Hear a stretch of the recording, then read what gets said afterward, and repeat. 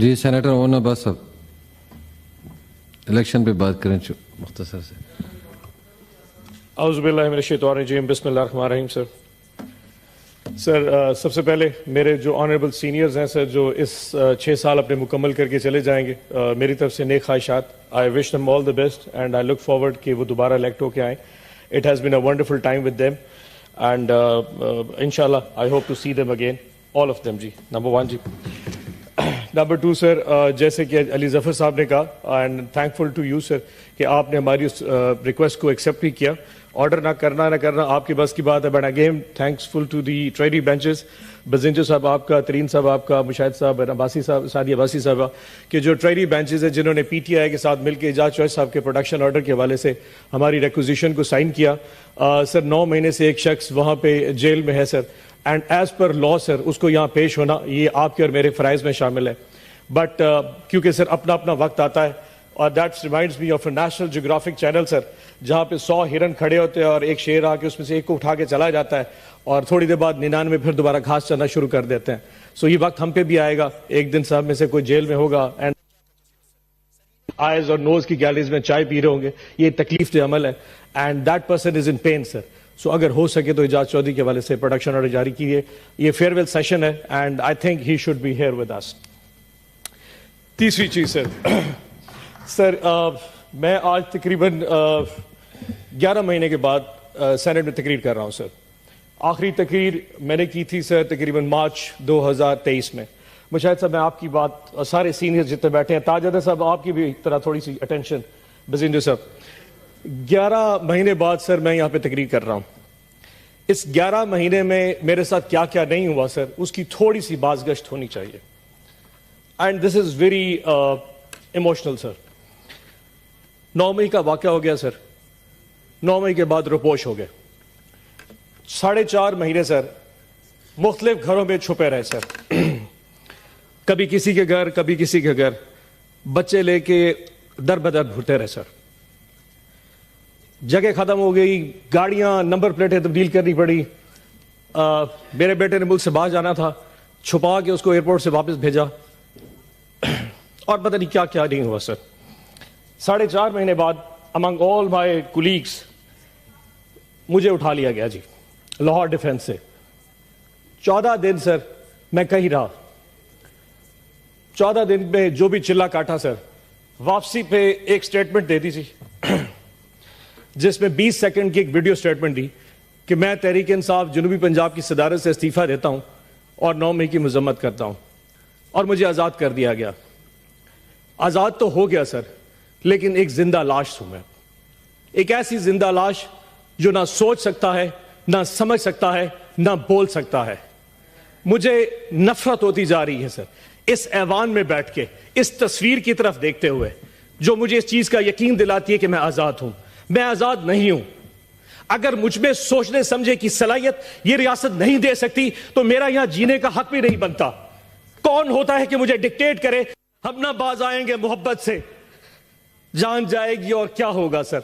ایک قیدی جو ہے وہ مجھے دیتا ہے سر, میرے اللہ کے بعد ایک قیدی مجھے میری طاقت دیتا ہے سر. وہ جیل میں بیٹھا ضرور ہے سر لیکن مسکرا رہا ہے, اس پورے نظام پہ مسکرا رہا ہے. اس ایک قیدی نے اس پورے ملک کو میں اصل حقیقی آزادی دی ہے سر. ایک قیدی نے, 70 سال پہلے کوئی آزادی نہیں تھی. اس ایک قیدی نے 8 فروری کو جو میں آزادی دی ہے وہ اس قوم یاد رکھے گی اس قیدی کو سر. اس ایک قیدی نے سارے نظام کو ننگا کر کے رکھ دیا ہے سر. 8 فروری کو, جب اس سے پہلے 6 مہینے میں نے ڈپریشن میں گزارے سر.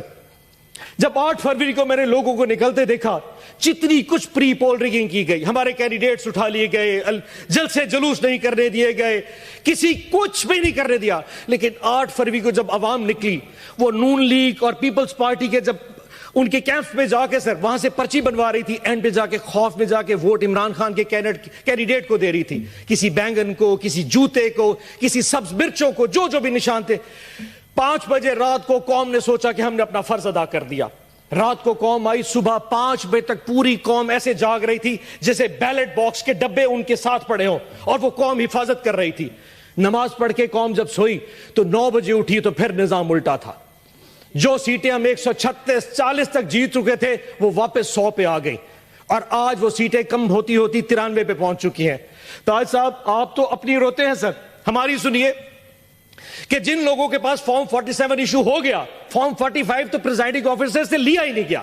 ریٹرننگ آفیسر نے بغیر فارم 45 دیکھے فارم 47 کے ریزلٹس ایشو کر دیے. فیصلہ پہلے ہو چکا تھا کہ کس کو کس اوقات پہ رکھنا ہے. ہماری اوقات بھی ڈیفائن کر دی, لیکن ہماری اوقات سے ہم باہر نکل چکے تھے. فارم 47 ایشو کر دیے گئے سر. اس کے بعد کینڈیڈیٹس کو کہا کہ اگر تم لوگوں نے نون لیگ یا آئی پی پی جانا ہے تو جاؤ, اگر نہیں جاؤ گے تو فارم 47 بھی چینج کر دیں گے, تمہیں ریکاؤنٹنگ میں ہروا دیں گے. 10 سے زیادہ ہمارے ایم پی ایز اس وقت نون لیگ کو جوائن کر چکے ہیں. صدیقی صاحب, عرفان صدیقی صاحب, 10 سے زیادہ ہمارے آزاد پی ٹی آئی کے انڈیپینڈنٹ جو ہماری ٹکٹ پہ نشان نہیں تھا ان کے پاس, جو جیت کے عمران خان کی فوٹو لگا کے آئے تھے, وہ اس وقت آپ کے کیمپ کے بیٹھے ہیں. یہ کون سا قانون ہے, یہ کون سا ایتھکس ہے؟ ووٹ عمران خان کا لیا 10. افلان صاحب بیٹھ جائیں, تقسیم بیٹھیں. افلان صاحب, اچھا افلان سر, صاحب, سنور اگلی صاحب, بات سنتے ہیں سر. اب اس وقت کوئی بات. افلان صاحب تشریف لیں. ذیشان صاحب بیٹھیں. افلان صاحب, افلان صاحب, سینیٹر صاحب, اپنی تقریر بٹن دبا. سینیٹر صاحب, سینیٹر صاحب اب اپنی باری میں بول رہے ہیں.